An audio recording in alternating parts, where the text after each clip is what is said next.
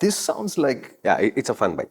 it's got modernity on its side, Yeah. in the sense of what I remember of the Speed was that it's this light, agile kind of motorcycle, not necessarily engaging, but which is why I think this tune was important for it, right? Yes, but they've slightly messed up the chassis. Oh no, I thought that suspension was excellent. Slightly. Okay, so what they've done is they wanted to create the lower price point. Okay. So they said, does it need upside down forks? Okay. Okay, it doesn't need upside down forks. Fair enough.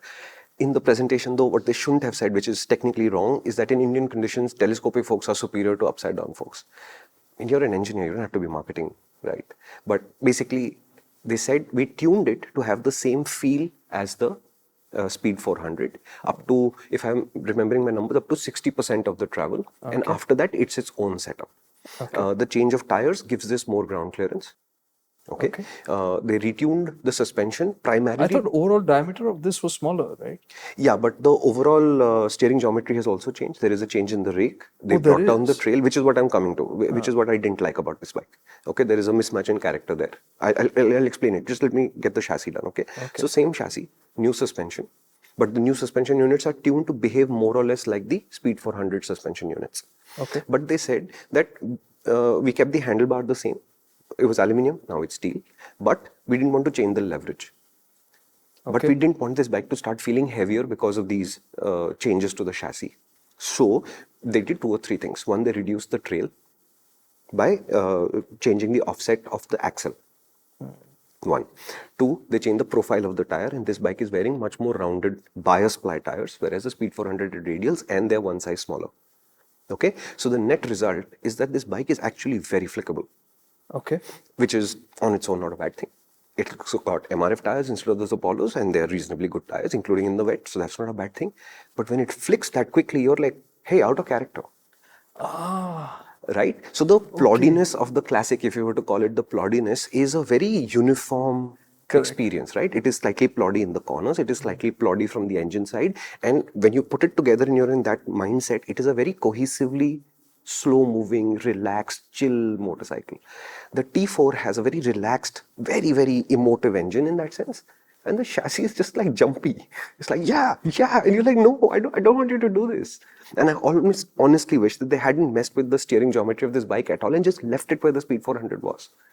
Why did they do this? I don't know. I honestly don't know. So when you take a test ride on the Speed T4, I think you'll be surprised at how calm the engine is and suddenly how jumpy the chassis is. And in traffic, I'm not sure that this is a negative either, because, okay, it flicks quickly, you can change lanes quickly, you can capitalize on gaps, and you won't be making gear changes. Okay, fair enough. But when you make a lane change out on the highway at speed, you're like, it's too much. It's moving too quickly and it's moving too easily. I'd like to slow it down. Oh man, this in a way is a little bit worrisome, because this brings up to me the idea of the Discovers, where there'll be 10 iterations until you think you've got it right. Yeah.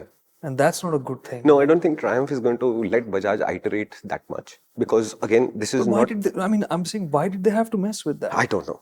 I honestly I don't. understand going to telescopic forks. Yeah. You will save costs there, and they're functionally fine.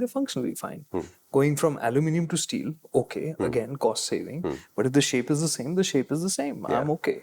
Throttle body, okay, you've retuned the engine, it works better with that. Understandable, but why this? Yeah, I don't know.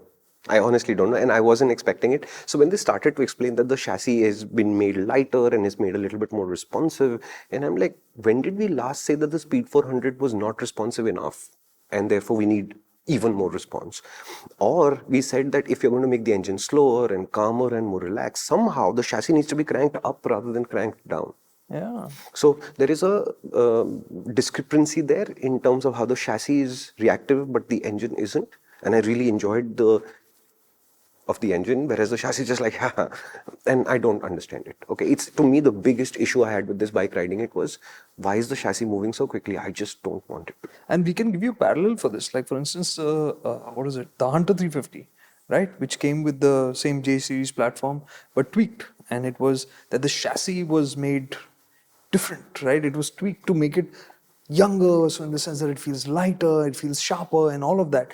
But the engine still felt like the J series engine, which was like it's slow to rev up, and when you do, there's not much. So it's a mismatch. So it does something in a very different attitude, but the other aspect of it is very different. And this is a little bit like that, but Yeah, it's little bit. it's really something that's stuck in my craw. But on the other side, what they also did a couple of other changes, which I think they could reevaluate. I think is the seat height went up, ground clearance went up, etc., etc. It's 803 millimeters, right? Okay. I don't think that's stupidly tall. So they decided that we'll basically chamfer the edges of this new seat a little bit so that the standover angle remains roughly in the same place as the Speed 400. Understood. It turns out to be a good idea in theory and a terrible idea in practice. Because when I rode this motorcycle, I'm going to say we rode this motorcycle totally about 250 kilometers, out of which I think Vivek put 100 and I must have put another 150 on top, right? It felt like we were sitting on a really narrow seat. So again, So that the full edges, width, yeah, so the full width just didn't seem to work. And therefore, I was aching and paining a lot earlier than I would. And if I have to assume that part of the chassis is the same, I think the Speed 400 seat, which is not a great seat, would actually be a better seat than this. Okay. And I saw somebody on social media replacing their Scrambler 400 seat with the Speed 400. And I was like, that makes no sense. That's the best seat. Okay. The 400 XS seat. And if the chassis is the same, in theory, you could move to that seat. It'll make it taller, obviously. But this seat doesn't work for me. That is a clip from MotorInc. And what that means is if you'd like to see more of these, you can do two things. One is stay on this channel, subscribe and watch more, or you can come to the main MotorInc channel where you'll find a much longer video that discusses this idea in a lot more detail.